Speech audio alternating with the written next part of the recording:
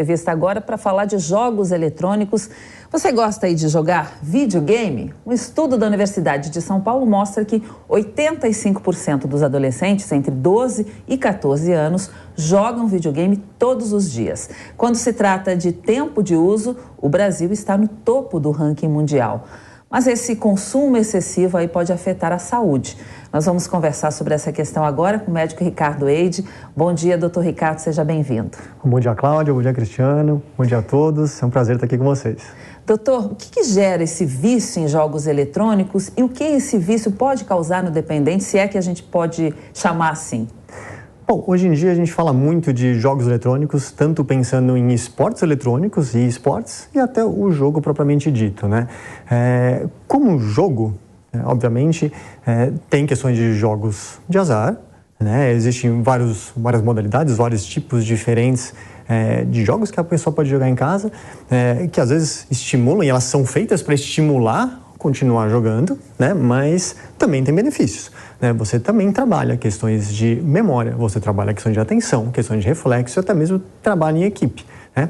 Quando a gente pensa já em esportes eletrônicos, né? Não só no jogo propriamente dito, mas o jogo feito para regras e competições, aí a história é um pouquinho diferente. Aí nós estamos pensando em um cenário voltado para competições, voltado muito semelhante, mercadologicamente falando, a esportes tradicionais que nós estamos acostumados.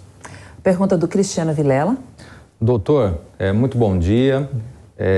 Existe uma quantidade de horas que seja adequada para limitar o acesso, especialmente quando se trata de crianças e adolescentes, ao uso desses equipamentos eletrônicos, dos jogos, do videogame? Ou isso é uma lenda, na verdade, o que deve é não haver um exagero? Eu vou muito pela linha do lenda e exagero, porque é tudo dose dependente. Até um medicamento é dose dependente, né? Então, depende muito da pessoa, depende muito do indivíduo e depende muito se está ou não dificultando ou apresentando problemas em sua vida social decorrente disso, né? Obviamente, o ideal é que tudo em exagero não é legal, né? Não dá para ficar jogando sem parar, sem pausas, tá mais pensando em parte de atividade física e sedentarismo, né? Sem pensar que você não vai ter algum problema. Mas, de qualquer forma, não existe parâmetros, né? Existem pesquisas variadas que falam de horas variadas para pessoas diferentes. Então, não tem um teto. São 2 horas, são 3 horas, são 4 horas, né? Então, isso vai modificando a cada tempo. Doutor, nem todos os que passam horas jogando aí são viciados, né? Uhum. Como que é caracterizado o vício nos jogos e como saber se eu estou viciada, se alguém próximo está e às vezes nem se dá conta disso, né? Ele é caracterizado basicamente pela dependência, né? E problemas que você tem gerados pelo jogo, né? Problemas que você vai tendo no convívio do dia a dia, convívio diário com outras pessoas, deixando de fazer atividades que te prejudicam, né? Que poderiam te trazer benefício, mas que vão te prejudicando ao longo do tempo, né? Hoje a gente fala muito também em esportes eletrônicos e é uma aspiração de muitas crianças virarem atletas de esportes eletrônicos, né? Hoje em dia está crescendo muito e cada vez mais.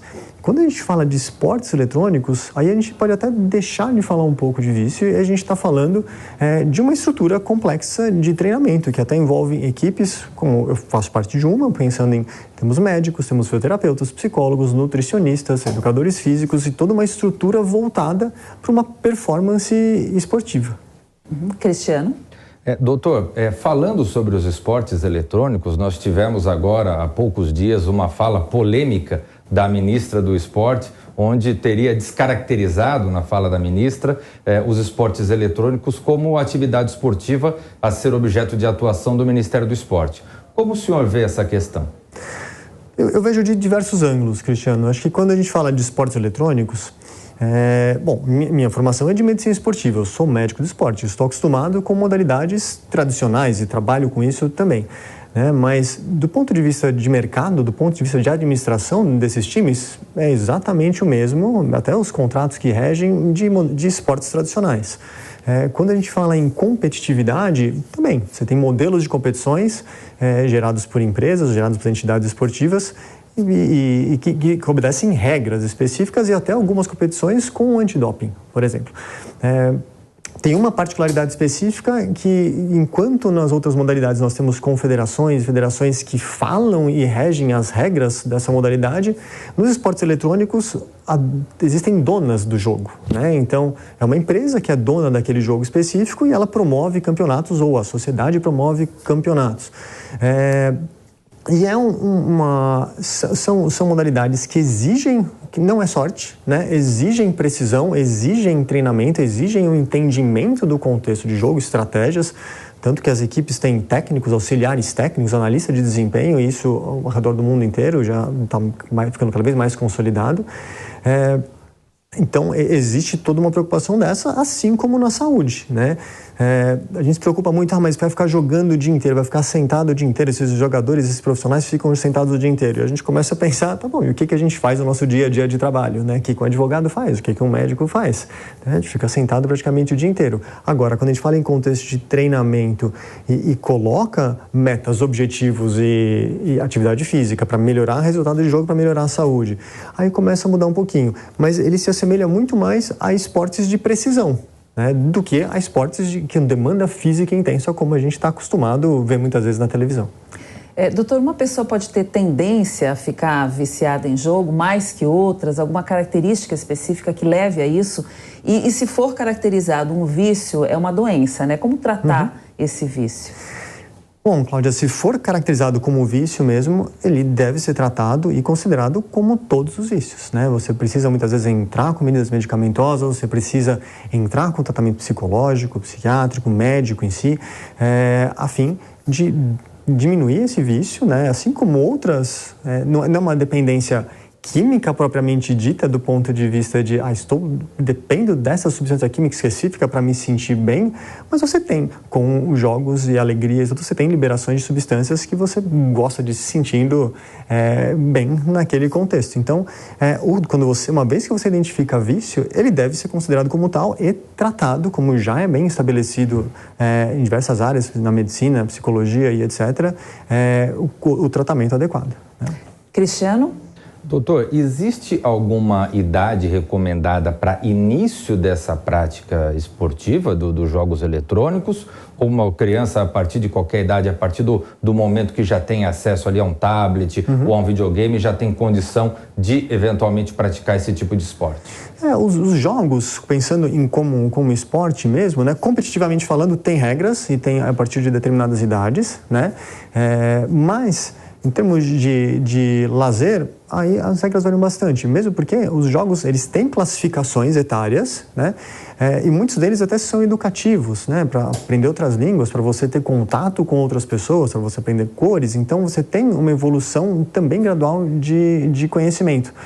Então, nos próprios jogos, eles vêm com classificações, né? Mas quando entra assim em esporte competitivo, aí tem regras. Cada competição, existem regras, você não pode competir em determinada idade, determinado jogo. Existem, obviamente, competições internacionais e as regras mudam um pouco, né? Então, não tem uma determinada idade para você começar. Eu acho que depende muito da modalidade ou do jogo que você está jogando ou aprendendo com ele. E existe algum jogo mais ou menos recomendado para jovens e para as crianças? Os pais devem ficar de olho para saber também o que o filho está jogando, né? Como fazer esse controle sem acabar brigando com o filho? Exato. Assim como nós nos preocupamos, obviamente, com filmes, notícias e muitas outras coisas, né? Como eu falei, os jogos, eles têm uma classificação etária, então é importante ficar atento a isso, né? Tem jogos que são para maiores de 18 anos, por exemplo, ou jogos que são para maiores, ou se você consegue colocar algumas regulagens no jogo, algumas características que diminuem um pouco o impacto do jogo para a pessoa, no sentido visual, né? Ele diminui